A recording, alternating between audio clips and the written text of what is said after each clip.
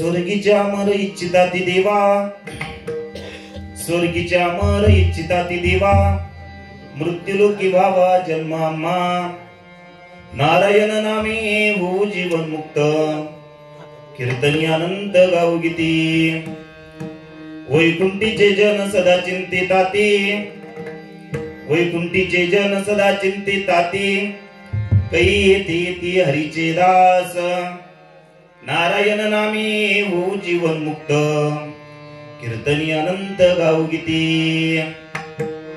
यमधर्म वाट पाहे निरंतर, यमधर्म वाट पाहे निरंतर, जोडून या कर तिष्ठतसे, नारायण नामे हो जीवन मुक्त, कीर्तनी अनंत गाऊ गीती, तुका म्हणे पावावया पहिलं पार, तुका म्हणे पावावया पहिलं पार, नाम मंत्र सार भाविकांचे, नारायण नामे हो जीवन मुक्त, कीर्तनी अनंत गाऊ गीती, विठाला विठाला.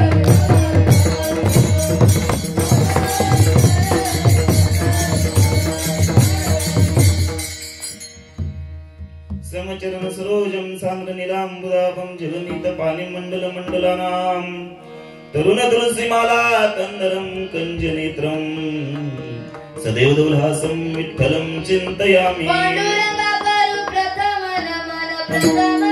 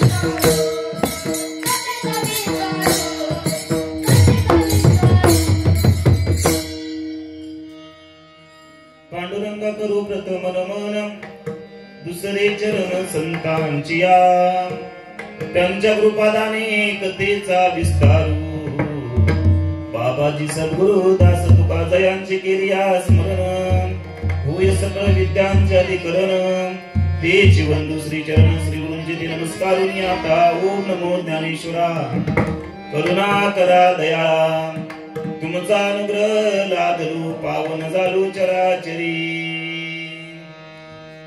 नमो सद्गुरु तुकया ज्ञान दीपा, नमो सद्गुरु सच्चिदानंद रूपा, नमो सद्गुरु भक्त कल्याण मूर्ती, नमो सद्गुरु भास्करा पूर्ण कीर्ती, मस्तक ये पाय,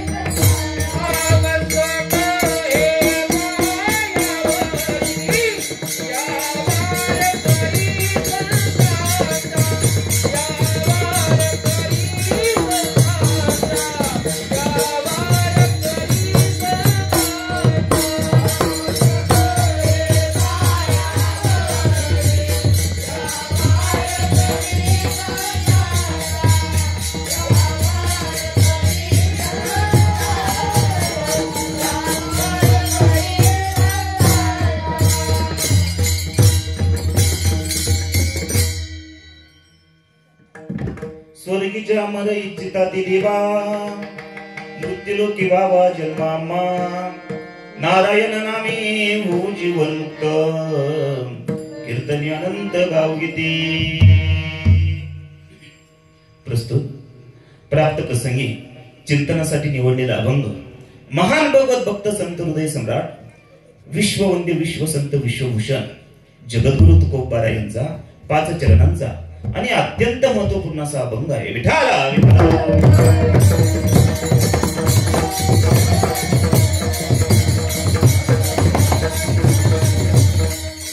चिंतनाला सुरुवात करण्यापूर्वी थोडासा परिहार देणं माझ्या दृष्टीने क्रम प्राप्त आहे.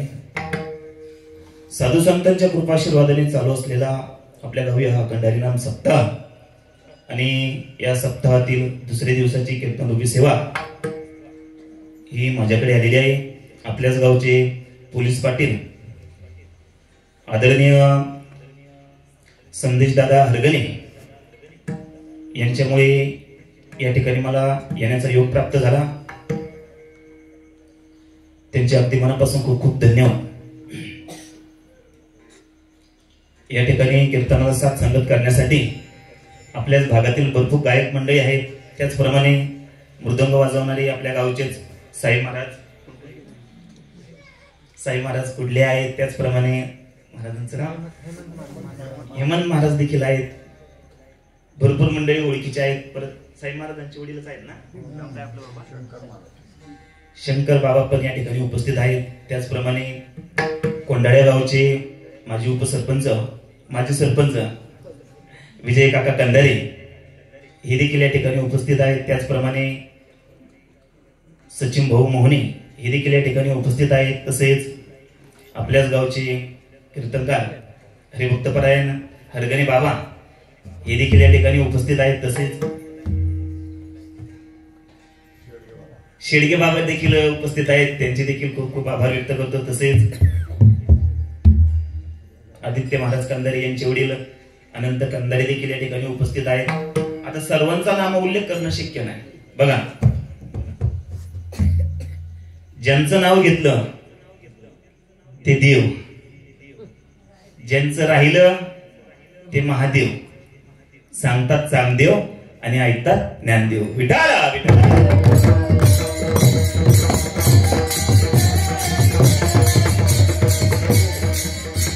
चिंतनाला सुरुवात करण्यापूर्वी 2-3 सूचना आहे. त्या सूचनांचं सर्वांनी पालन करायचं आहे. नंबर 1 सूचना अशी आहे की कीर्तनामध्ये कोणी बडबड करायची नाही व आपल्या शेजारच्यांनाही बडबड करू द्यायची नाही. दुसरी सूचना अशी आहे की कीर्तनामध्ये कोणी झोपायचं नाही व आपल्या शेजारच्यांनाही झोपू द्यायचं. तिसरी सूचना अशी आहे की कीर्तनामध्ये कोणी कुठल्या प्रकारे व्यसन करायचं नाही व आपल्या शेजारच्यांनाही व्यसन करू द्यायचं नाही.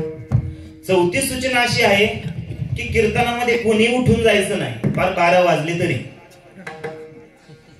कीर्तनामध्ये कोणी उठू जायचं नाही व आपल्या शेजारच्यांनाही उठू द्यायचं.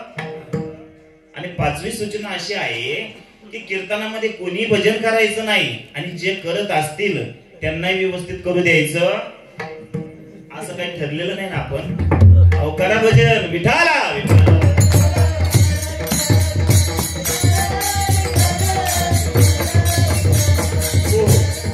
तर चिंतन कसं आहे बघा.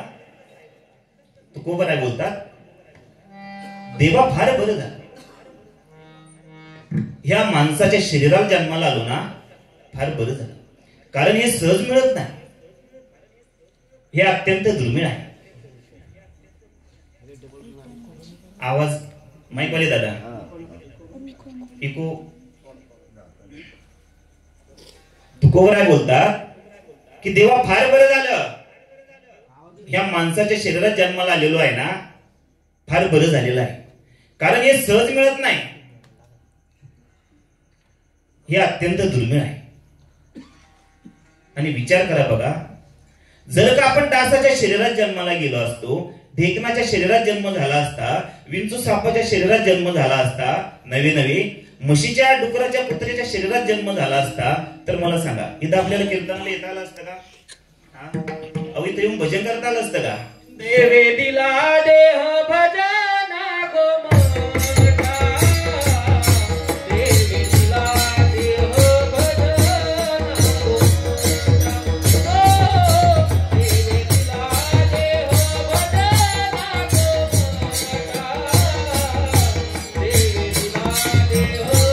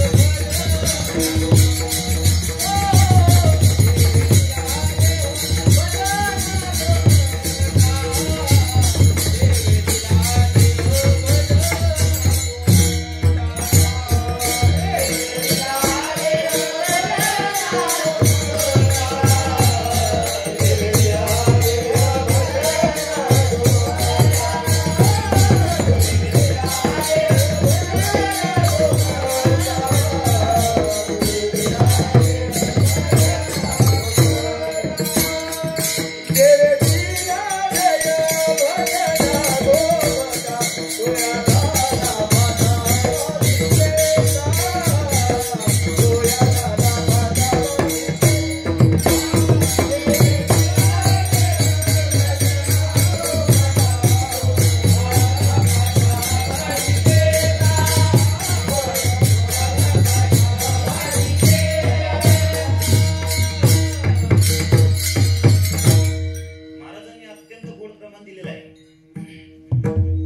देवी दिला देव भजन घुमटा तोया झाला फाटा बादिकेचा. भगवंतांनी आपल्याला हा नरदेव फक्त आणि फक्त भजनासाठी दिलेला आहे. आणि बघा हे भजन हे नामस्मरण आपल्याला याच देहात केलं जातं. तुकोबाराय बोलतात याच देही गडे देवाचे भजन आणि काही ज्ञान नाही कुठे. हे भजन हे नामस्मरण आपल्याला याच देहात केले जातं. अहो दुसऱ्या कोणत्याच देहात भजन केलं जात नाही. मला सांगा असं कधी झालेलं आहे का की आपल्या गावातली 5-25 कुत्री एकत्र आली. कोणाला एकत्र? अहो 5-25 कुत्री एकत्र आली आणि त्यांनी विचार केला की हे माणसंच काय दरवर्षी सप्ताह करतात. म्हटले चला या वर्षी आपण पण सप्ताह करायचा. कोणी ठरवलं असं? कुत्र्यांनी. आणि मग त्यांनी काय केलं बघा, आळंदीला आले. माझ्यासारखा एक महाराज बघितला, पकवादाच्या दुकानामध्ये गेले. तिथं जाऊन बघा त्यांनी टाळ विना पकवाद पेटी घेतली. आपल्या गावामध्ये आले. त्यांनी सुंदर असा मंडप दिला, सुंदर माईक सिस्टीम दिली. आणि बघा 5-25 कुत्री अशी टाळ घेऊन उभा राहिली. 2 कुत्री महाराज मृदंग वाजवायला लागली आणि एक कुत्रा कीर्तन सांगायला उभा राहिला. हरगरे बापू शक्य आहे का? अहो हे भजन हे नामस्मरण आपल्याला याच देहात केलं जातं, दुसऱ्या कोणत्याच देहात नाही. आता आजी मला एक सांगा, कोंबड्या कधी तुळशीला पाणी टाकतायत का? अहो नाही, कोंबड्या कधी तुळशीला पाणी टाकू शकत नाही का? अहो तुळशीला पाणी टाकायचं म्हटलं तर त्यासाठी माणसाचं शरीर अत्यंत गरजेचं आहे. म्हणून तुकोबाराय बोलतात बरवे झालो आलो या जन्मासी जोड जोडीली मनुष्य देह आईसी महालाभाची उत्तम राशी जेणे सर्व सुखाचे पात्र होई जे. तुकोबाराय बोलतात की देवा फार बरं झालं या माणसाच्या शरीरात जन्माला आलेलो आहे ना, फार बरं झालं. कारण हे सहज मिळत नाही, हे अत्यंत दुर्मिळ आहे.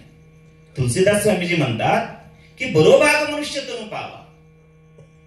तुलसीदास स्वामीजी म्हणतात फार श्रेष्ठ भाग्य आहे, फार मोठं भाग्य आहे की मनुष्य देह आपल्याला मिळालेला आहे. एकनाथ महाराजांनी देखील असंच वर्णन केलेलं आहे बघा. नाथ महाराज म्हणतात, भरतखंडी नरदेव प्राप्ती हे तो परम भाग्याची संपत्ती. तुलसीदासजी याला बरोभाग म्हटलेले आहे आणि एकनाथ महाराज देखील महाराज परम भाग्य म्हटलेलं आहे. बरोभाग म्हणजे श्रेष्ठ भाग्य आणि परम भाग्य म्हणजे श्रेष्ठच भाग्य. विठाला विठाला.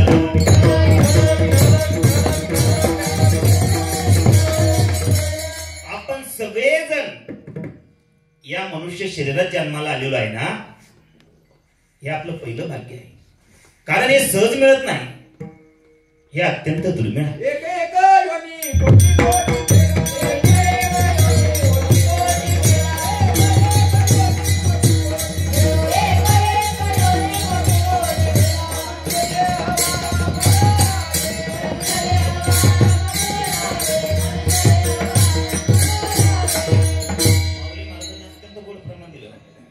एक एक योनी कोटी कोटी फेरा मग लागे वारा मनुष्य देहाचा. तर बघा, विवेक चूडामणी ग्रंथामध्ये श्रीमद शंकराचार्यांनी 3 गोष्टी दुर्मिळ सांगितलेल्या आहे. त्यामध्ये याचा पहिला नंबर आहे. आचार्य लिहितात, दुर्लभम प्रेमवत देवानुग्रहाचुकम मनुष्यत्वम मुमुक्षत्वम महापुरुष संश्रय. त्याच्यात पहिलाच नंबर याचा आहे. म्हणून मनुष्य जीवन मिळणं हे अत्यंत दुर्मिळ आहे. मिळाला मनुष्य जन्म तर स्वउद्धाराची भावना म्हणजे मुमुक्ष अवस्था प्राप्त होणं हे त्याहीपेक्षा दुर्मिळ. कदाचित मनुष्य जन्म मिळाला, मुमुक्ष अवस्था प्राप्त झाली तरी सुद्धा आत्मकल्याणाकरता संतांची संगती प्राप्त होणं हे त्याहीपेक्षा दुर्मिळ. म्हणून मनुष्यत्व 1 नंबरचं दुर्मिळ आहे, मुमुक्षत्व 2 नंबरचं दुर्मिळ आणि महापुरुष संश्रया हे 3 नंबरचं दुर्मिळ. विठाला विठाला.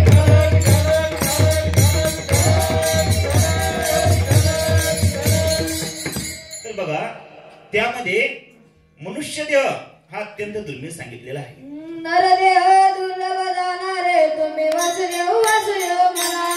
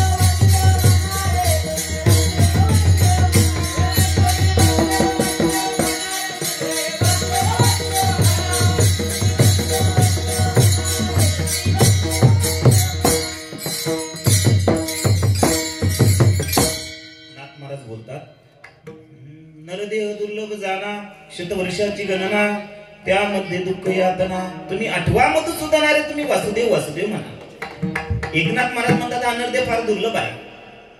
तुकोबरायांनी देखील असंच वर्णन केलेलं आहे. तुकोबराय बोलतात दुर्लभ नरदेह झाला शुभा. पण एक गोष्ट लक्षात घ्या, एकदा मिळाला तो मिळाला. आता काय करायचं असेल तर ते ह्या जन्मात करून मोकळं व्हायचं. विठाला विठाला.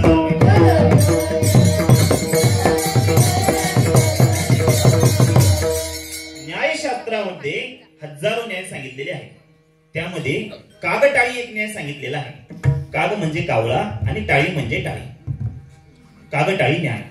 ह्या न्यायाचा मूळ अर्थ असा आहे, एकतर घटना घडणं 100% अशक्य, वेदांताच्या परिभाषेत असंभव. घटना घडणं शक्य नाही, 100% अशक्य, पण अशक्य पूर्तीतली घटना कदाचित घडणं त्याला कागटाळी न्याय असे म्हणतात. त्याला उदाहरण असं वापरलेलं आहे बघा. कागटाळी म्हणजे टाळीत कावळा सापडणं हे शक्य आहे का? बोला पाठीमागची मंडळी, झोपलेले मंडळी, टाळीत कावळा सापडणं शक्य आहे का? अहो नाही. चला आजपासून तुम्हा सर्वांना मरेपर्यंत मुदत, एखादा कावळा असा टाळीमध्ये सापडून दाखवा. नाही सापडत का? तर सगळ्या पक्ष्यांमध्ये धूर्त पक्षी, त्याचं नाव आहे कावळा. चाणक्य नीतीमध्ये 4 धूर्त सांगितलेले आहेत. श्लोक असा आहे बघा, मनुष्यानां नापिको धृतो पक्षानां चैव वायसा चतुष्पादम शृगा असतो स्त्रीनां धृताचे मालिनी. इथे चाणक्य नवनाथ महाराज. आता श्लोक सांगितलेलं तुमच्या लक्षात आलंच असेल. तर बघा त्यामध्ये कावळा धृत सांगितलेला आहे. एकच बोबळ आहे, त्याला दोन्ही बाजूने गारागारा फिरवतोय आणि त्याचं वैशिष्ट्य असं आहे की सगळ्यांच्या पिंडाला ते शिवतोय. कावळा कावळा कावळा सगळ्यांच्या पिंडाला शिवतोय, पण त्याच्या पिंडाला कोणाचा धक्काही लागू देत नाही. तुम्ही पकडून बघा, टाळीमध्ये कावळा सापडणं शक्य नाही, पण दैवयोगाने क्वचित प्रसंगी तो कावळा टाळीमध्ये सापडावा.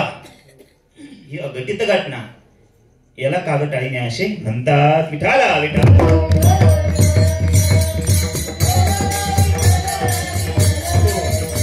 तसं जीवाच्या टाळीमध्ये हा नरदेवरूपी कावळा सापडलेला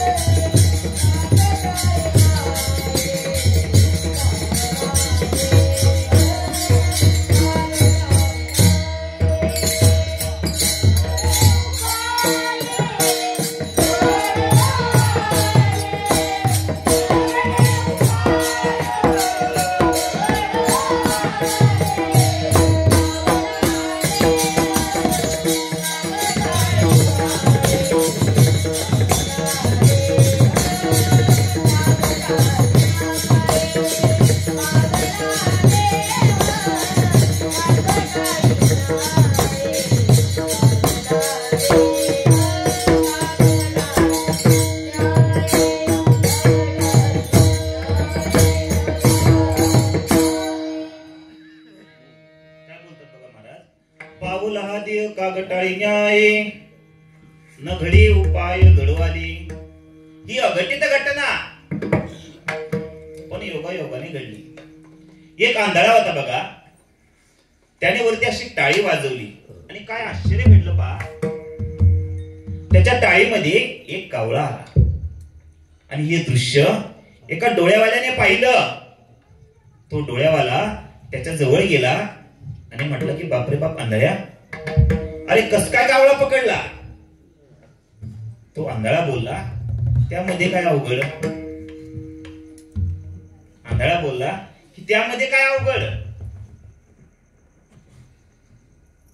तो आंधळा पुन्हा त्या डोळ्यावाल्याला असं बोलला की तुला दुसरा पकडून दाखवू का? हा डोळ्यावाला बोलला की दाखव बरं. या आंधळ्यानं काय केलं बघा, पहिला पकडलेला कावळा असा बगलामध्ये धरला व दुसरा कावळा पकडण्यासाठी त्याने वरती अशी टाळी वाजवली.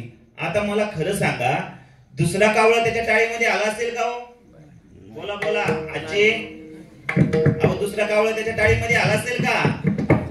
अहो दुसरा कावळा तर त्याच्या टाळीमध्ये आलाच नाही, पण पहिलाही राहिला नाही.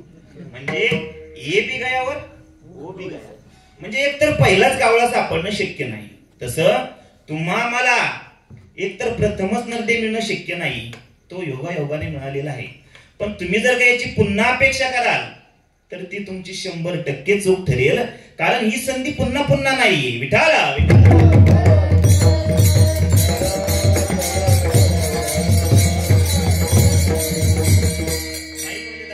माईकवाले दादा थोडा आवाज वाढवायचा आहे. नॉर्मली को द्या. हॅलो हॅलो द्या ना, आवाज द्या ना. हा द्या, आवाज द्या मला थोडासा, कारण काय माझा मला रिपीट आला पाहिजे. विठाला विठाला विठाला. याच अभंगामध्ये तुकोबरायने अजून एक फार गोड उदाहरण वापरलेलं आहे. तुकोबराय बोलतात की आंधळ्या माणसाला धनाचा अंडा सापडणं शक्य आहे का? बोला बसलेली मंडळी, हरकणे बाबा, आंधळ्या माणसाला धनाचा अंडा सापडणे शक्य आहे का? अहो आता आपल्याला बटाटे एवढे मोठमोठे डोळे आहेत, तरी धनाचा अंडा सापडतोय का सचिन भाऊ?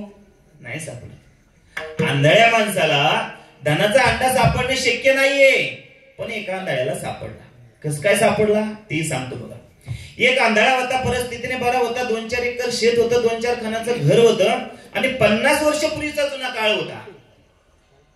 एक दिवस गावातील सर्व गावकरी मंडळी एकत्र आली. त्यांनी ह्या आंधळ्याकडे पाहून विचार केला. ते म्हटले, अरे याला 2-4 एकर शेत आहे, 2-4 खानाचं घर आहे, म्हटले एखाद्या गरीबाची मुलगी बघा याला देऊन टाका. मग एका गरीबाची मुलगी बघितली, आंधळ्याला दिली, आंधळ्याचं लग्न झालं, आंधळ्याचा संसार सुरू झाला. काही दिवसांनी या आंधळ्याला 2-4 मुलं झाली आणि ती बाई बघा सगळ्या संसाराचा गाडा स्वतः चालवायची. ती बाई स्वतःच्या शेतात काम करायची, दुसऱ्याच्या शेतात मजुरी करायची, 2 पैसे कमवायची, त्या पैशामधनं या पोरांचं पोट भरायची, तिचं पोट भरायची, या आंधळ्याचं पोट भरायची. सगळ्या संसाराचा गाडा ती बाई स्वतः चालवायची. आणि आंधळ्याची गंमत बघा, याला काम नाही, धंदा नाही, आणि बघा काम नसलेले माणसं ते रिकामी बसत नाही. काम नसलेले माणसं ते रिकामी बसत नाही, ते रिकामटे उद्योग करतात. हे आंधळ बघा दिवसातून 3-3 टाइम खायचं, 4-4 भाकरी दाबायचं आणि गावाच्या उचापात्या करायचं. काय करायचं बघा, याच्या घरी जाय भावाचं लावून दे, त्याच्या घरी जाय जावांचं लावून दे, कधी कधी मला ते सासू सोनांची भांडणं लावून द्यायचं, तर कधी कधी ते बाप लेकांची भांडणं लावून द्यायचं. आणि ती बाई थकून भागून आली का लोक तिला येऊन गाणं सांगायची. उन्हाळ्याचे दिवस होते. ह्या आंधळ्यानं दुपारची भाकर खाल्ली. बाहेर झाडाखाली एक बाज होती आणि त्या बाजेवरती जाऊन हे झोपलं. त्या बाईचं पण शेतामधनं लवकरच काम आटोपलं. ती पण 4 वाजताच घरी आली. परंतु घरी येता येता गावच्या विषयीत तिला 2-3 माणसं भेटली आणि त्यांनी सांगितलं की अगं बाई, तुझ्या नवऱ्याला काहीतरी सांग, तो असं करतोय. तिला खूप राग आला. रोजच्या घराण्यानं तिला खूप राग आला. ती घरी आली, डोक्यावरची पाटी ओट्यावरती ठेवली. तिला रागच आला होता बघा. तिनं पायातली चप्पल सुद्धा काढली नाही. हे बाजेवरती झोपलेलं होतं ना, ही जशी गेली तशी त्याच्या कमरात लाथ घातली बघा. आता अचानक लाथ लागल्यामुळे ते जमिनीवरती खाली पडलं. ते पटकन उठलंय आणि ते म्हणते कोण मारतंय मला? ती म्हटली मीच आहे. तिचा आवाज याने ओळखला आणि याला खूप राग आला. तो म्हटला की बायकोने मारावं, लातेने मारावं, चपलीच्या लातेने मारावं. बायको जर नवऱ्याला लाता मारायला लागली तर नवऱ्याची किंमत काय राहिली? हो, तो म्हटला की मरण पण पुन्हा तोंड पाहणार नाही. म्हणून ते असं राग उठलं. गावच्या शेजारी 2 डोंगर होते. त्या डोंगरात एक दरी होती आणि त्या दरीतून हे नेमकं चाललं आणि जाता जाता बघा त्याचा योग असा की तो ज्या दरीमधून चालला होता त्या दरीमध्ये नेमकं चोरांचा धन वाटून घ्यायचा अड्डा होता. चोरांनी एक धनाचा अंडा त्या ठिकाणी आणून ठेवला, पण दुसरा अंडा आणण्यासाठी ती चोर निघून गेली. आणि हे आंधळ बघा नेमकं त्याच दरीतून चाललं होतं आणि जाता जाता त्या हंड्याची ठेच या आंधळ्याला लागली. आता आंधळे खूप हुशार असतात. त्या आंधळ्याने विचार केला. तो म्हटला, अरे दगड आणि एवढा चोपडा कसा? काय दगड आणि एवढा चोपडा कसा? म्हणून महाराज ते खाली बसलं, चापलून पाहिलं तर तो निघाला हंडा. त्याला वाटलं असं नाही कामा, म्हणून त्याने असा उचलून पाहिला तर तो लागला जड. त्याला वाटलं आसन पाण्याने भरलेला, म्हणून बघा त्याने असा हलवून पाहिला तर खुळखुळ वाजला. त्याच्या लगेच लक्षात आलं. तो म्हटला की उजळले भाग्य आता. बस आता हंडा घेणार, घरी जाणार, बंगला बांधणार, गाडी घेणार, आता मजाच मजा. म्हणून त्याने हंडा डोक्यावरती घेतला, पहाटे पहाटे घरी आला आणि त्याने माझ्या दरवाजाची कडी वाजवली. बायकोने आतूनच आवाज दिला, कोण आहे? तो म्हटला, अगं मीच आहे ना, पप्प्याचा बाप. ती बोलली, पप्प्याचा बाप? रात्रीच गेले, सकाळी पुन्हा आले.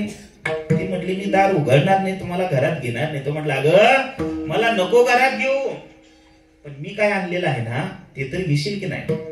ती म्हटली, काय आणलंय? तो म्हटला, अगं हंडा आणलाय, हंडा. तिलाही वाटलं कशाचा हंडा आणला म्हणून तिनं लाईट लावला, दरवाजाची कडी उघडली, त्याच्या डोक्यावरचा पहिला हंडा ताब्यात घेतला, त्याच्या थोबाडाकडे सुद्धा पाहिलं नाही. पहिला हंडा ताब्यात घेतला, लाईट जवळ आली, त्या हंड्याच्या तोंडावरचं कापड सोडलं आणि आतमध्ये पाहिलं तर सगळा माल पिवळा. अहो सोनं सोनं, 70-80 हजार रुपये तोळा, सगळा माल पिवळा. बाई एवढी खुश झाली, एवढी खुश झाली बघा. त्या बाईनं घाईघाईनं हंड्याचं तोंड बांधलं, गोधडीत गुंडाळा, घरात एका कोपऱ्यात नेऊन ठेवला आणि ती बाई पळतच आली आणि त्या नवऱ्याच्या पायावर तिनं साष्टांग दंडवत घातला आणि ती म्हटली की मी पापीने, चांडाळने नवऱ्याला मारलं, लातेने मारलं, चपलीच्या लातेने मारलं. ती म्हटली की मी नरकात जाईल. नाही नरकात गेलं तर चिकनगुन्या होईल, नाही चिकनगुन्या झालं तर माकडगुन्या होईल, नाही माकडगुन्या झालं त्या पायाला काहीतरी वाद तरी येईल. पण तुम्ही किती दयेचे सागर आहात की तुम्हाला लातेनं मारलं, चपलीच्या लातेनं मारलं, तरी तुम्ही हंडा घरीच घेऊन आले. काय तुमची दया? ती म्हटली की तुम्ही फार दमले असाल, फार थकले असाल, तुम्ही थोडासा आराम करता का? तुम्हाला बाहेर हवेशीर बाज टाकून देऊ का? नाहीतर तुमच्यासाठी चहा करू का, कॉफी करू का, मसाल्याचं दूध करू का, गावरान तुपातला शिरा करू का, काय करू तुमच्यासाठी? तो म्हटला, अगं कशाला माझी स्तुती करते? ती म्हटली, का बरं? तो म्हटला, अगं हा सगळा तुझ्याच पायाचा प्रसाद आहे ना. तिलाही वाटला की काय आपल्या पायात शक्ती. तो म्हटला, अगं उग माझी स्तुती करण्यात टाइमपास करूच नको तू. ती म्हटली, मग मी आता काय करू? तो म्हटला, अगं ऐक, मी पुन्हा बाजेवरती जाऊन झोपतो. काहींचे आला असेल लक्षात, काहींचे उद्या सकाळी आणि जे झोपले असतील ना त्यांच्या अजिबात लक्षातच येणार नाही. विठाला विठाला.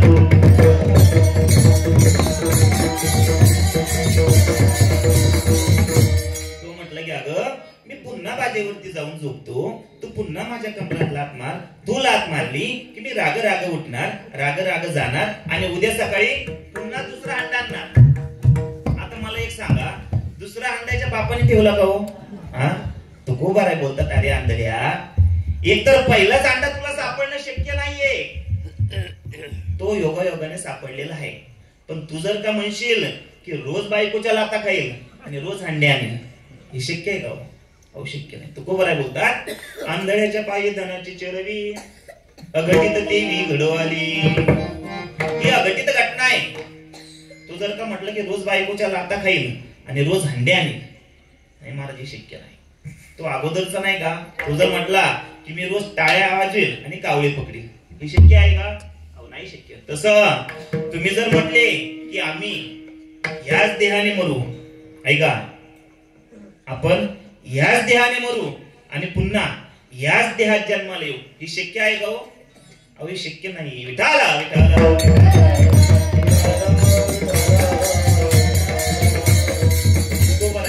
मागुताची जन्म पावसे, येतो नगडे रे सायासे, भोगिले सुख दुःख जाणसे, कार्य अंधहुशी जाणून या.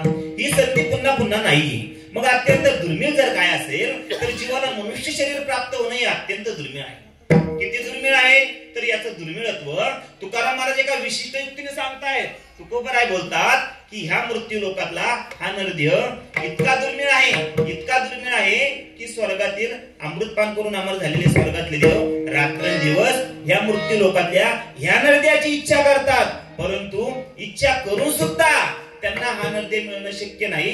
अभंगाचं पहिलं चरण. स्वर्गीचे अमर विचित्राची देवा, स्वर्गीचे अमर विचित्राची देवा, स्वर्गीचे अमर विचित्राची देवा, स्वर्गीचे अमर विचित्राची देवा, स्वर्गीचे अमर विचित्राची देवा,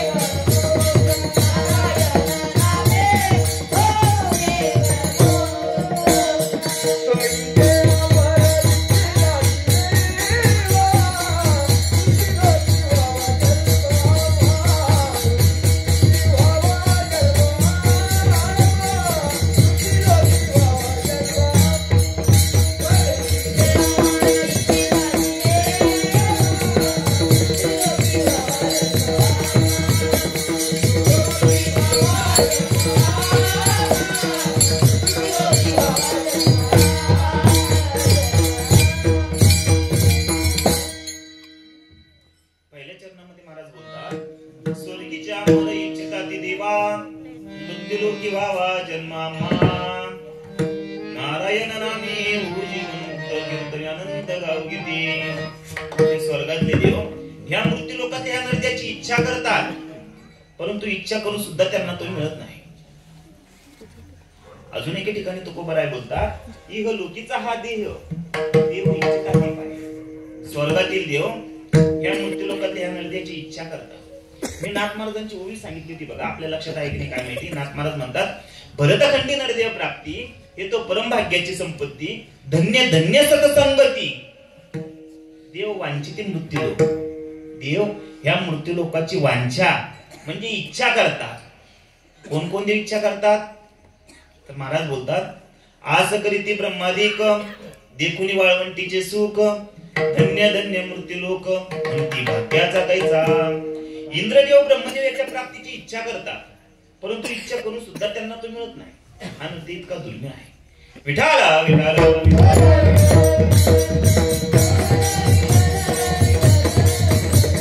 पण एक मिनिट आहे का, नेहमी ऐकणाऱ्यांना प्रश्न निर्माण होईल, जाणीवपूर्वक ऐकणाऱ्यांना प्रश्न निर्माण होईल. काय काय म्हणतील, महाराज तुकाराम महाराजांचं बोलणं या अतिशक्ती अलंकारात आहे, त्यांचं बोलणं आम्हाला काही पटत नाही व ते व्यवहाराच्या नियमामध्ये काही बसत नाही. कारण व्यवहाराचा नियम असा आहे, क्रमाक्रमाने माणूस लहानचा मोठा होतो, म्हणजे खालून वरती जातो. मग खालून वरती जाणं हे माणसाचं उत्थान आहे. माणूस त्याच्या कर्तृत्वाने जीवनामध्ये वरती वरती वरती वरती श्रेष्ठ पदापर्यंत जातो.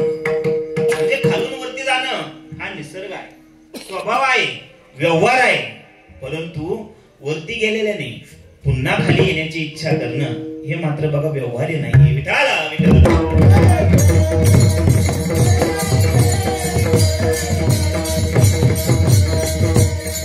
बघा, एका खेडेगावामध्ये एक जण राहत होता.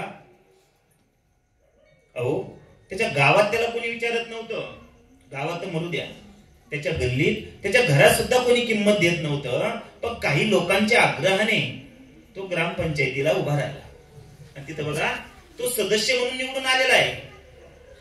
काही दिवसांनी तो गावचा सरपंच देखील झाला. सरपंच पद हे काही दिवस भोगलं.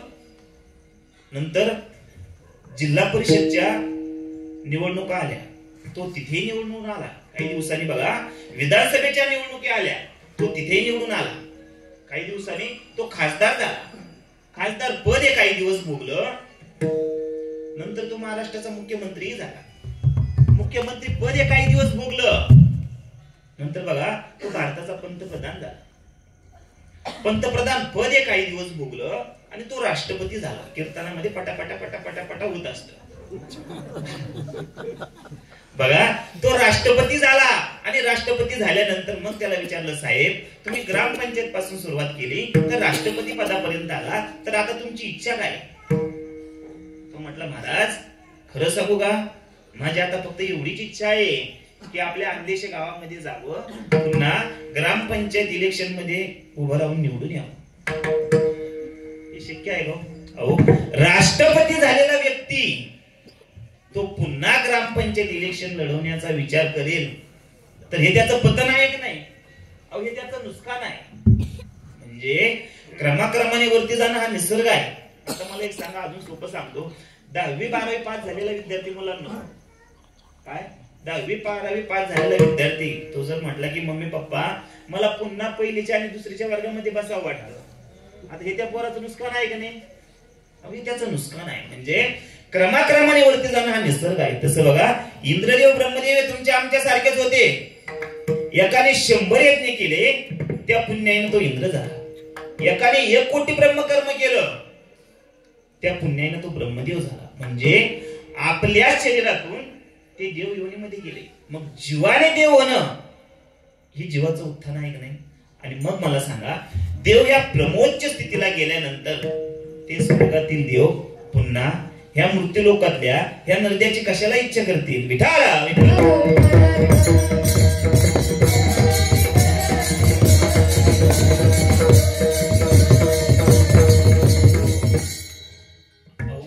स्वर्गातल्या देवांनी ह्या मृत्यू लोकातल्या ह्या नरद्याची इच्छा करावी.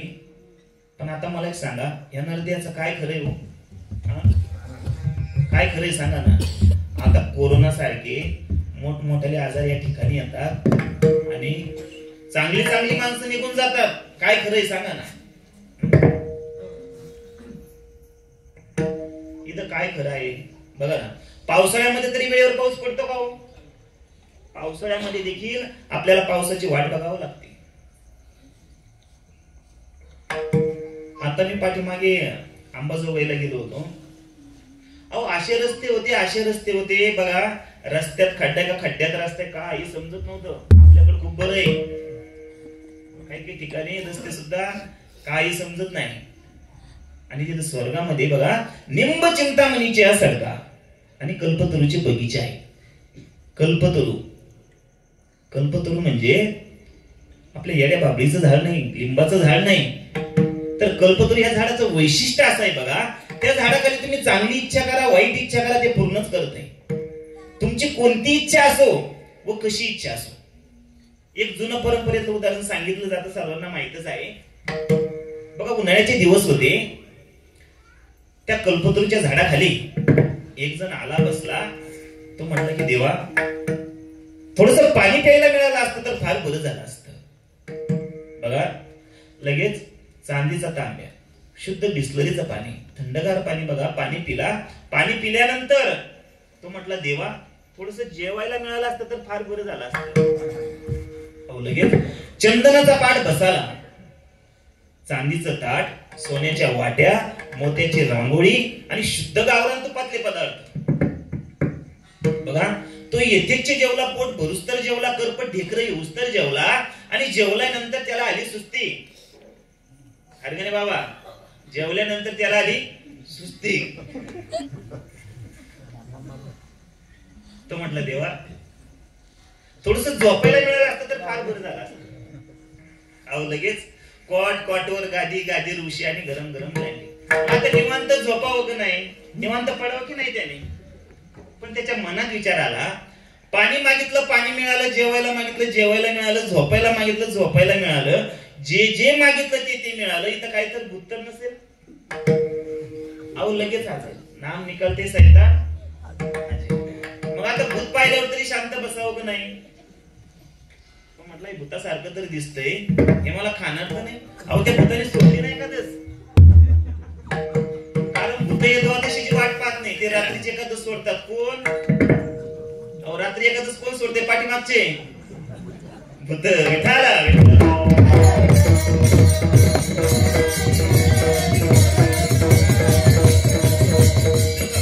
असे कल्पतरू आहे आणि त्या कल्पतरूच्या त्या ठिकाणी बगीच्याच्या बगीचे आहे. बघा तिथं जर बोर झालं तर तिथं करमणुकी करता टीव्ही नाहीये आणि मोबाईल तर अजिबात नाही. या मोबाईल मुळे बघा पार पोर येडी झाली हो. 6 महिन्याच्या बाळापासून तर 80 वर्षाच्या आजोबांपर्यंत ज्याला त्याला महाराज मोबाईलच लागतोय. काही काहींना काही कळत नाही. काय मोबाईल मधलं काही काही कळत नाही, तरी पण आपलं उगं बोट फिरवायचं काम करतात. काय झालं, एक जण असं जेवायला बसला. आता जेवायला बसल्यानंतर त्याच्या मंडळी काय केलं, मंडळीने एक 3 चपात्या त्याच्या ताटामध्ये ठेवून दिल्या, भाजी दिली आणि मंडळी त्याच्या कामाला निघून गेली. हा जेवायला बसला, त्याने 2-3 घास खाल्ले. पण त्याचं काय चालू होतं, मोबाईल मध्ये काहीतरी पाहत होता. त्याचं मोबाईल मध्ये आपलं पाहणं चालू होतं. 1-2-3 घास खाल्ले आणि त्याचं संपूर्ण लक्ष मोबाईल मध्ये होतं. आणि त्याच्या समोरच एक कुत्र बसलेलं होतं. कुत्र्याच्या लक्षात आलं की मालकाचं जेवणावरती काही लक्ष नाही. त्या कुत्र्यानं काय केलं बघा, हळूच ताट आपल्याकडे ओढलं, त्या ताटातील चपाती खाऊन टाकली आणि ते ताट पुन्हा मालकाकडे लोटून दिलं. एक अर्ध्या तासाने याचं ताटावरती लक्ष गेलं. खाली पाहिलं तर चपाती पूर्ण संपलेली आहे, फक्त बाकी भाजी आहे. त्याने मनात असा विचार केला की आज मी फक्त चपातीच खाल्ली, भाजीला मी टचच केलं नाही. असं म्हणून त्याने हात धुतला. एवढी इडी झाली काही मोबाईलमुळे. एक पोरगी अशीच बघा बसने प्रवास करत होती. बसने प्रवास करत असताना एक 2-4 तास होऊन गेले, ती आपली मोबाईल पाहत चालली होती. एक आजोबा तिच्या जवळ गेले आणि म्हटले की बाळा, या मोबाईलमुळे तू खूप पुढे जाशील.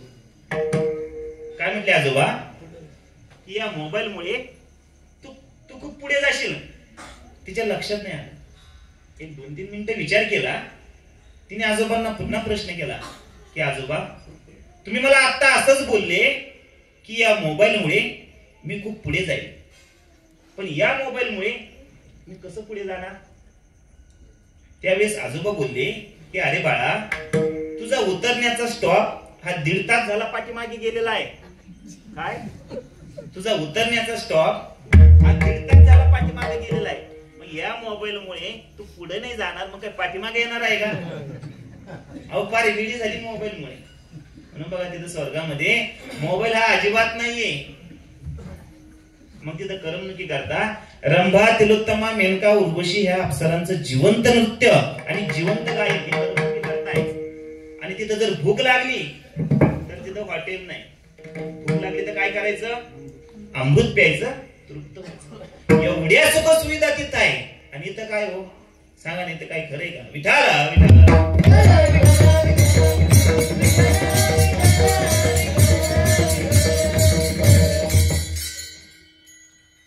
बघा, यामध्ये एक भेद सांगितलेला आहे की स्वर्गातल्या देवांना प्राप्त असलेलं जे शरीर आहे आणि तुम्हा मला प्राप्त असलेलं जे शरीर आहे, या दोन्ही शरीरांमध्ये तुलनात्मक जर विचार केला तर या दोन्ही शरीरांमध्ये जमीन आसमानाचा फरक आहे.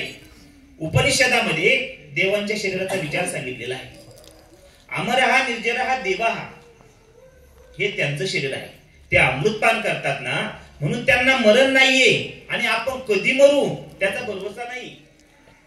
कोणत्या क्षणी मृत्यू आपल्याला गाठील हे सांगता येत नाही. कुठं कुठं आणि कसे कसे माणसं मरतात ना, या काळाचा तडाखा एकनाथ महाराजांनी अर्ध्याच ओवीत सांगितलेला आहे. नाथ महाराज म्हणतात, काळाने विचारी हटगा, काळाने विचारी अवस्था. या ठिकाणी नाथ महाराज 4 गोष्टी बोललेल्या आहेत. सगळ्यांनी लक्ष द्या. नंबर 1 असं आहे बघा की काळाने विचारी हाट. नंबर 2 काळाने विचारी घाट. नंबर 3 काळाने विचारी आवस, आवस म्हणजे दिवस. आणि नंबर 4 काळाने विचारी पहाट. तर मी नंबर 1 काय सांगितलेलं आहे? बोला बोला, नंबर 1 काय सांगितलेलं आहे? परत सांगतो ऐका. नंबर 1 विठाला विठाला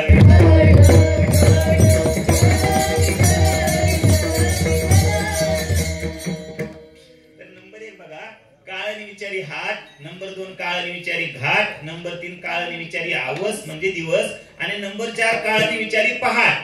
तर नंबर 1 काय सांगितलेला आहे मी? हाट. तर हाट म्हणजे काय हो? बाजार. बाजार. Very good. नंबर 1 काळाने विचारी हाट. तर हाट म्हणजे बाजार. तर बघा, काळ असा विचार करत नाही की हा आठवड्याच्या बाजारात आहे, याचा आठवड्याचा बाजार आहे, याचा आठवड्याचा बाजार घरी पोहोचून देऊ, नाहीतर आठवडाभराच्या घरी लय अवघड होईल. आता आपल्याला कोणत्या गावचा बाजार आहे? पौडचा बाजार. एक जण असाच बघा पौडच्या बाजारामध्ये गेला, वांगेवाल्यांपाशी उभा राहिला आणि वांगेवाल्यांना विचारलं की मामा कशी किलो वांगे दिले? वांगेवाला म्हटला की 25 रुपये किलो दिले. हा म्हटला मोजा 4 किलो. त्या वांगेवाल्याने 4 किलो वांगे मोजले. हा वांगे घेण्यासाठी खाली वाकला. तो वांगेवाला वांगे टाकतोय, हा पिशवी घेऊन वांगे घेतोय आणि तेवढ्यात अटॅक आला. अहो या बाजारात गेला. काळाने विचारी हाट. नंबर 2 काळाने विचारी घाट. तर बघा, काळ असा सुद्धा विचार करत नाही की याची गाडी घाटात आहे, इथून दरी खूप खोल आहे, इथून जर याची गाडी स्लिप झाली तर याच्या गाडीचे तुकडे तुकडे होईल, याच्या प्रेताचे तुकडे तुकडे होईल, हा ओळखू येणार नाही. मग याची गाडी अशी सपाटीला आल्यानंतर याला मारू? अहो नाही. काळाने विचारी घाट. नंबर 3 काळाने विचारी दिवस. काळ असा सुद्धा विचार करत नाही की आज अमावस्याचा दिवस आहे, मरायला अमावस्याचा दिवस चांगला नाही. हा मोठा कीर्तनकार आहे, हा गावोगाव जाऊन मोठमोठ्याले सप्ते करायचा, मोठमोठ्याल्या ट्रिपा काढायचा. त्याने अनेक माळकरी गावामध्ये बनवलेले आहे. म्हणून आपण काय करू? याला अमावस्याला न मारता याला एकादशी पाहून मारू? हा अवे शक्य आहे का? काळाने विचारी दिवस. आणि नंबर 4 काळाने विचारी पहाट. बघा, काळ असा सुद्धा विचार करत नाही की पहाटेचे 3 वाजलेले आहे, याचे पाहुणे खूप लांब लांब आहे, याच्या पाहुण्यांना जर आता 3 वाजता फोन केला तर त्यांना यायला उद्या रात्रीचे 12 वाजतील. मग तोपर्यंत खाली लाकडासारखा ताट होईल, याचा फुगून वास सुटेल. मग उद्या दुपारी 12 वाजता घरातले सगळे जेवल्यानंतर काय? घरातले सगळे जेवल्यानंतर 1-1:30 वाजता याला मारू? नाही मारू. काळाने विचारी पहाट. म्हणजे आपण कधी मरू याचा भरोसा नाही. आणि स्वर्गातल्या देवांना बघा, महाराज मृत्यूच नाहीये. विठाला विठाला.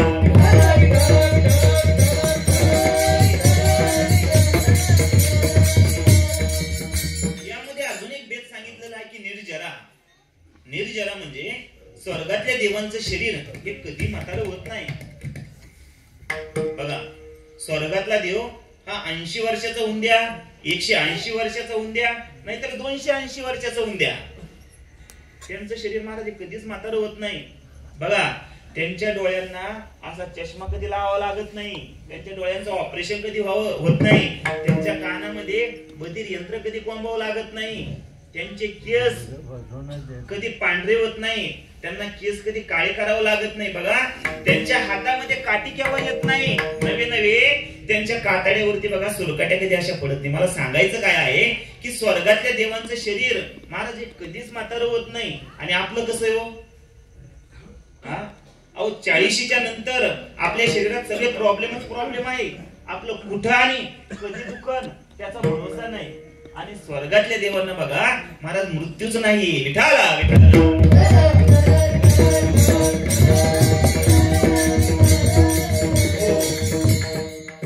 यामध्ये अजून एक भेद सांगितलेला आहे की आपलं शरीर हे नाशिवान आहे आणि देवांचं शरीर महाराज हे अविनाशी आहे.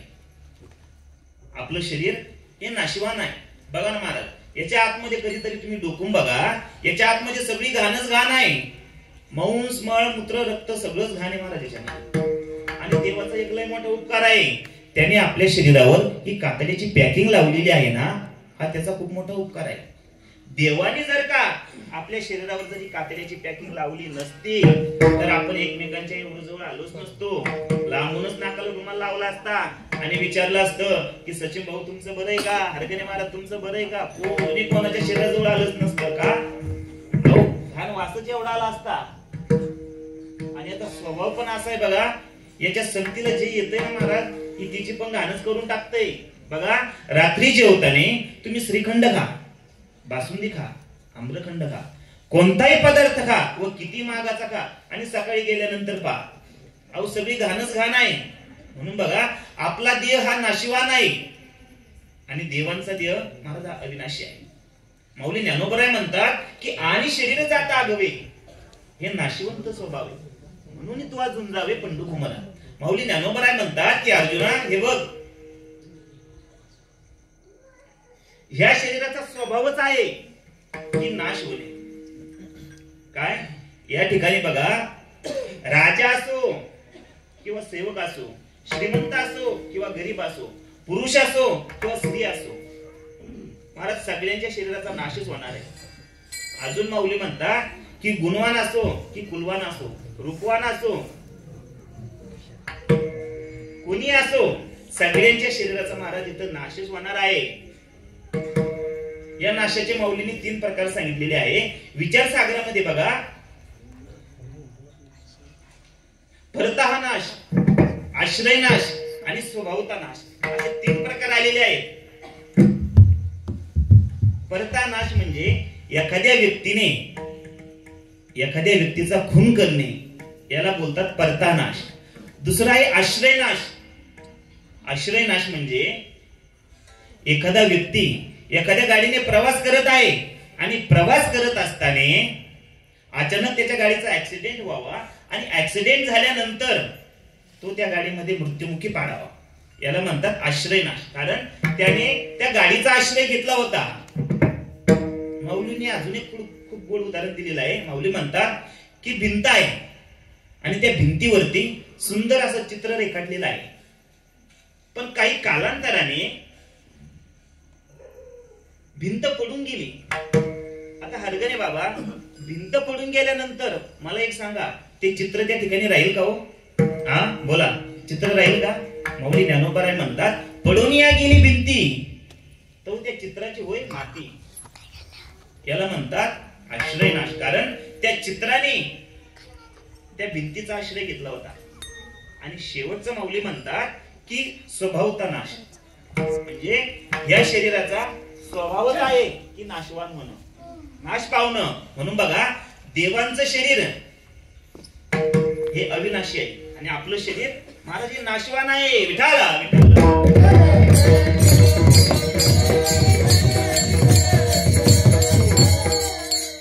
शुकाचार्य जेव्हा तपश्चर्येला बसले तेव्हा इंद्राने रंभेला पाठवलं की त्यांचं तप भंग करण्यासाठी. रंभा नाचू लागली, वाईट हावभाव करू लागली. त्यावेळी शुकाचार्य म्हणाले, रंभे तुझा काही उपयोग होणार नाही, नको त्रास देऊ तुझा. ती रंभा म्हणाली की महाराज मी तुमची दासी होण्याकरता आलेले आहे, माझा स्वीकार करा.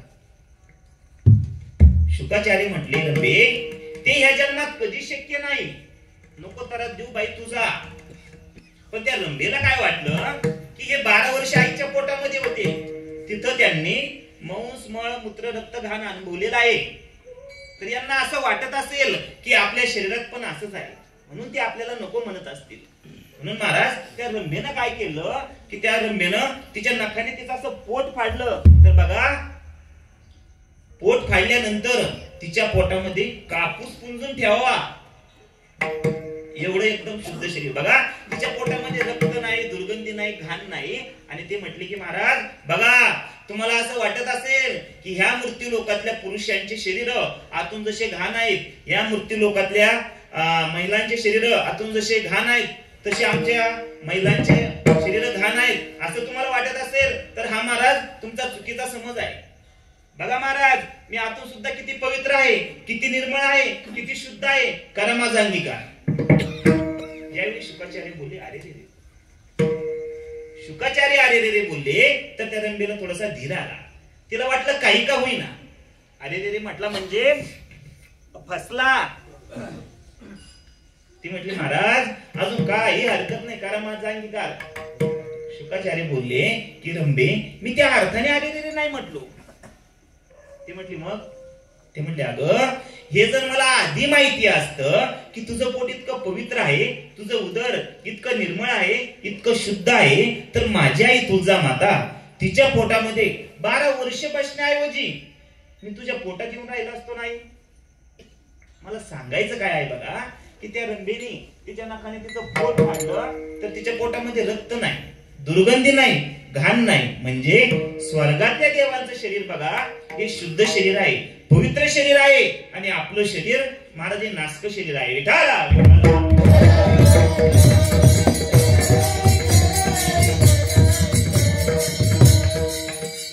बोलतात शरीर दुःखाचे कुठार, शरीर रोगाचे भांडार, शरीर दुर्गंधीचे थार, नाही पवित्र शरीर आहे हे आपलं शरीर आहे. आणि त्यांचं बघा अमर, निर्जर, दिव्य हे त्यांचं शरीर आहे. आणि मग मला सांगा असं अमर असलेलं शरीर सोडून, असं पवित्र असलेलं शरीर सोडून ते स्वर्गातले देव ह्या मृत्यू लोकातल्या ह्या नासक्या ह्या देहाची कशाला इच्छा करतील ना. विठाला विठाला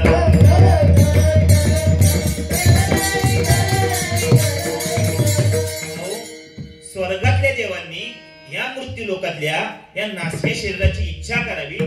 पण ह्या शरीरात नेमकं विशेष आहे तरी काय? स्वर्गातले देव ह्या मृत्यू लोकातल्या या नासक्या शरीराची इच्छा करतात, पण ह्या शरीरात नेमकं विशेष आहे तरी काय? तर बघा ह्या शरीरामध्ये एक विशेष आहे जे स्वर्गातल्या देवांच्या शरीरात नाही. काय विशेष आहे? तर बघा आपल्या शरीरानं पुण्य कमवता येतं. ऐका ऐका झोपलेले मंडळी लक्ष देऊन ऐका. आपल्या शरीरानं पुण्य कमवता येतं. त्या स्वर्गातल्या देवांना बघा तिथं सगळ्या सुविधा आहे, पण तिथं त्यांना पुण्य कमवता येत नाही. आणि आपल्याला या शरीरानं महाराज डोंगरा एवढं पुण्य कमवता येतं. आवटानावर पुण्य निर्मितीचा कारखाना. काय पुण्य निर्मितीचा कारखाना म्हणजे आपलं शरीर आहे. म्हणून स्वर्गातले देव म्हणतात की आम्ही या ठिकाणी जन्माला येऊ आणि भगवंताचं नारायण नारायण नामस्मरण करू. हे महाराज अभंगाच्या दुसऱ्या चरणात सांगतात. नारायण नामे होऊ जीवन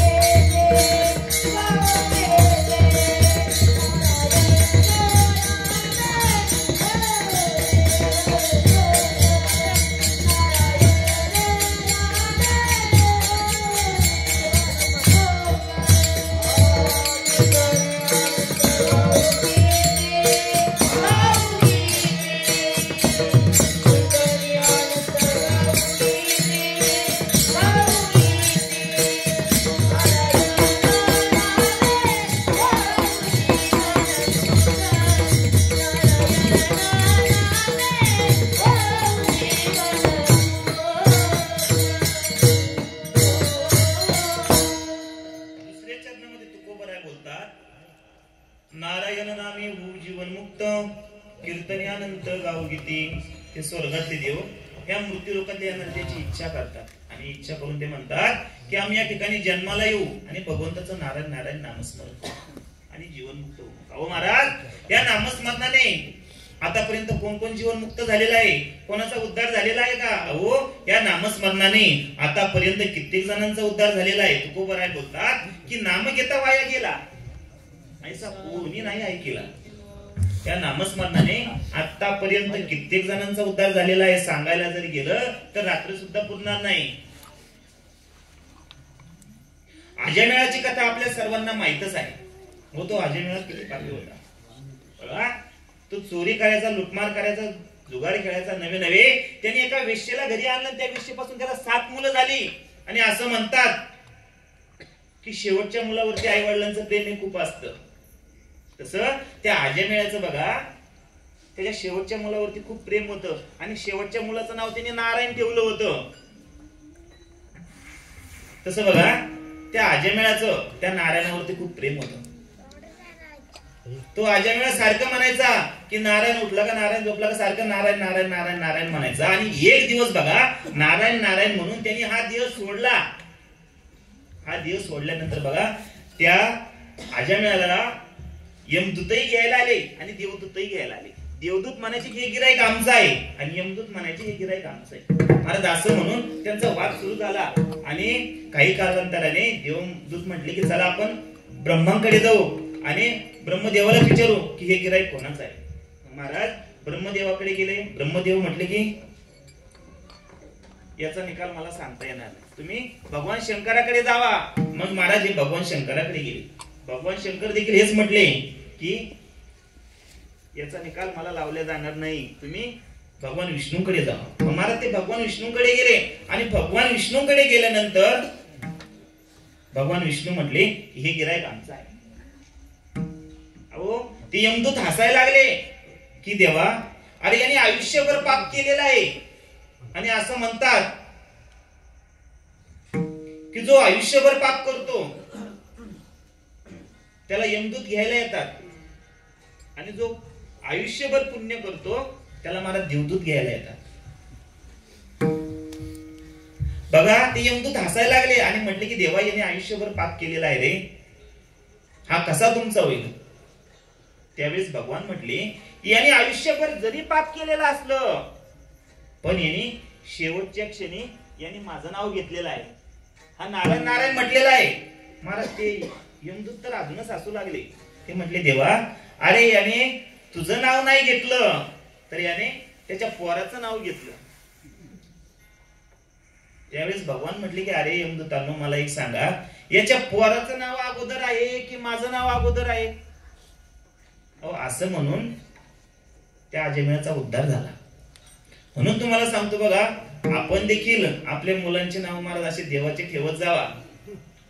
कारण कळत न कळत कळत आपलं नामस्मरण घडत असतं बघा. म्हणून या नामस्मरणामध्ये इतकी ताकद आहे. म्हणून माणसाने एकच लक्षात घ्यावं की त्याने भगवंताचं नामस्मरण करावं. आणि भगवंताचं नामस्मरण करून महाराज त्याने देवाचं दास व्हावं. काय त्याने देवाचं दास व्हावं. आणि बघा आपण जर देवाचं दास झालो तर वैकुंठातील देव सुद्धा महाराज या हरिदासाची वाट पाहतात. हे महाराज अभंगाच्या 3ऱ्या चरणात सांगतात. महाराज म्हणतात की वैकुंठीचे जन सदा चिंतिताती कै येती येती हरीचे दास. ते हरीच्या दासाची वाट पाहतात. म्हणून माणसाने एकच लक्षात घ्यावं की आपण देवाचं दास व्हावं. बघा विठोबाच्या दास्यत्वामध्ये मानवी जीवनाची सार्थकता आहे. म्हणून माणसाने विठोबाचं दास झालं पाहिजे. तुकोबराय बोलतात की तरीच जन्म यावे दास विठोबाचे व्हावे. विठोबाचं दास व्हावं तरच जन्माला यावं. महाराज म्हणतात नाहीतरी काय तुरी श्वान सुकरे बापुरी. तुम्ही जर या मनुष्य शरीरात जन्माला येऊन जर देवाचं दास होता येत नसेल तर तुमच्या वाचून इथं काही अडलं नाही का. महाराज म्हणतात अहो इथे काय कुत्रे कमी आहेत का, कुत्रे काय कमी आहेत. म्हणून माणसाने एकच लक्षात घ्यावं त्याने देवाचं दास व्हावं. पण बघा आपण एवढे एडपट आहोत की ज्याचं दास व्हायचं त्याचं होत नाही आणि ज्याचं नको व्हायला त्याचं झाल्याशिवाय राहत नाही. महाराज तसं जर पाहिलं तर आपण सगळे दास आहोत. अहो ऐकणारे पण दास आहे आणि सांगणारा पण दास आहे. आपण सगळे दास आहोत. आपण हे प्रपंचाचे दास आहोत. कोणाला वाटत असेल बघा की मी मालक आहे, मी 25 एकरचा मालक आहे, 4 बिल्डिंगचा मालक आहे. महाराज आपण मालक नाही. अहो हमाले हमाल राब राब कष्ट करायचे, रात्रीचा दिवस करायचा, दिवसाचे रात्र करायचे, हाडाचं काढ करायचे, रक्ताचं पाणी करायचं. महाराज आपलं कसं चालू आहे सांगू का.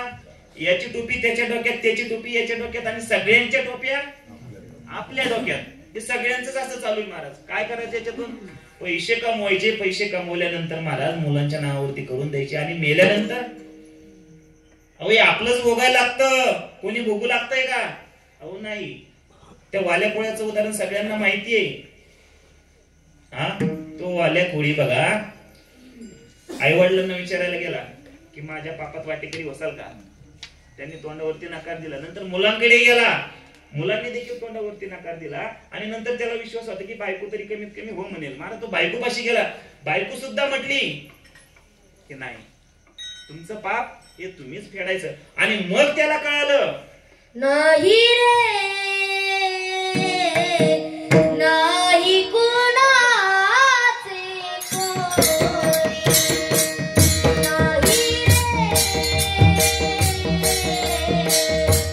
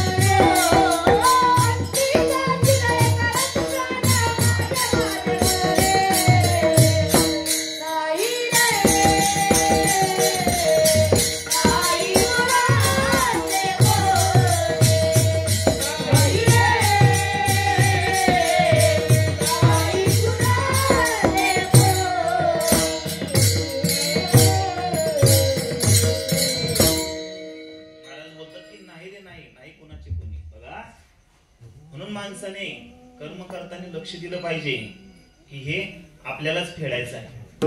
नाथ महाराज म्हणतात की केले कर्म झाले त्याची भोग आले.